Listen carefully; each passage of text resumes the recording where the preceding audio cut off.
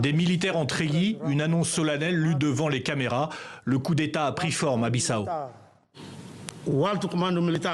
Le Haut Commandement pour la restauration de la sécurité nationale et de l'ordre public décide de démettre immédiatement le président de la République et de suspendre jusqu'à nouvel ordre toutes les institutions de la République de Guinée-Bissau. Il est 16h environ, ces militaires annoncent prendre le contrôle total du pays, suspendre le processus électoral, la fermeture des frontières et un couvre-feu. L'opération a commencé peu après midi à Bissau, la capitale.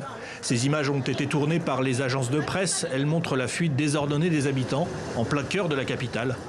Dans cette voiture, le caméraman arrive à enregistrer des tirs nourris à proximité de son véhicule. À quelques heures de la proclamation des premiers résultats des élections présidentielles et législatives, des militaires ont donc pris les devants. Et ils arrivent en pick-up sur l'artère principale de la ville. Elle mène ici, au fond, au palais présidentiel. Le président Umaro Sissoco Embalo vient d'être alors arrêté avec le ministre de l'Intérieur et le chef d'état-major des armées.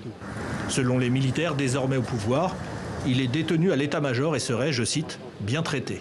En début de soirée, notre correspondant sur place fait état d'une situation calme à Bissau et donne les raisons livrées par les putschistes à leur coup d'État motivé par les trafiquants de drogue. Le motif qui les a poussés à agir, c'est qu'ils se sont rendus compte et ils ont eu des informations confirmées qu'il y a un cartel de trafiquants d'orgue qui a introduit dans le pays des armes de manière à pouvoir s'imposer et à continuer leurs activités.